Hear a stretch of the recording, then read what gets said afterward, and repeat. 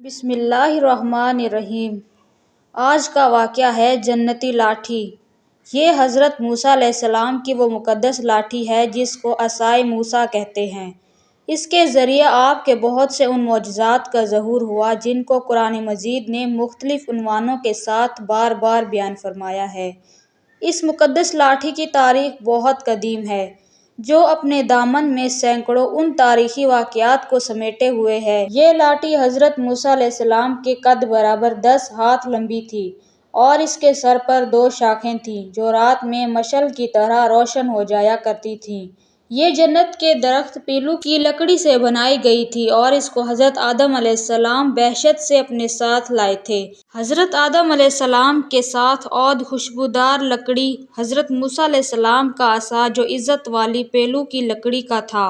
انجیر کی پتیاں، حجر اسود جو مکہ معظمہ میں ہے، اور نبی معظم حضرت سلیمان علیہ السلام کی انگوٹھی، یہ 5 چیزیں جنت سے اتاری گئی تھیں۔ حضرت آدم علیہ السلام کے بعد انبیاء کرام علیہ الصلاۃ والسلام کو یکے بعد دیگرے بصورت میراث کے ملتا رہا، یہاں تک کہ حضرت شعیب علیہ السلام کو ملا جو قوم مدین کے نبی تھے۔ جب حضرت موسیٰ علیہ السلام مصر سے ہجرت فرما کر مدین تشریف لے گئے اور حضرت شعیب علیہ السلام نے اپنی صاحبزادی حضرت بی بی صفورہ رضی اللہ تعالیٰ عنہا سے آپ کا نکاح فرما دیا اور آپ 10 برس تک حضرت شعیب علیہ السلام کی خدمت میں رہ کر آپ کی بکریاں چرایا کرتے تھے،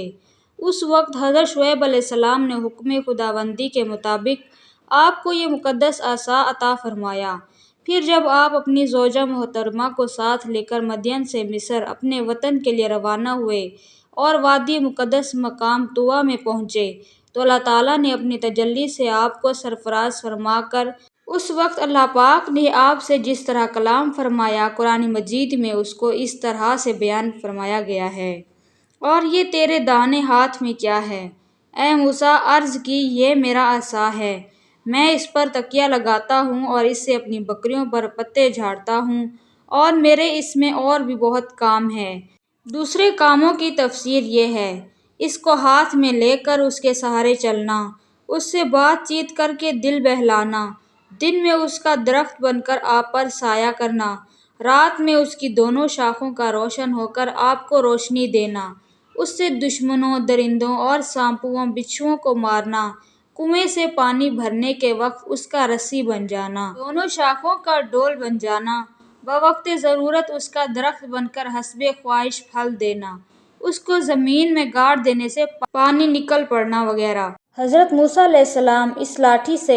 یہ کام کرواتے تھے، مگر جب آپ فرعون کے دربار میں ہدایت فرمانے کی غرض سے تشریف لے گئے اور اس نے آپ کو جادوگر کہہ کر جھٹلایا تو آپ کی اس عصا کے ذریعے بڑے بڑے معجزات کا ظہور شروع ہو گیا۔ اگر آپ کو اس عصا کے اور مزید معجزات جاننے ہیں تو کامنٹ کریے، میں اگلی ویڈیو اسی ٹاپک پہ بناؤں گی۔ اپنا بہت سارا خیال رکھیے گا، ملتے ہیں اگلی ویڈیو میں، تب تک کے لیے اللہ حافظ۔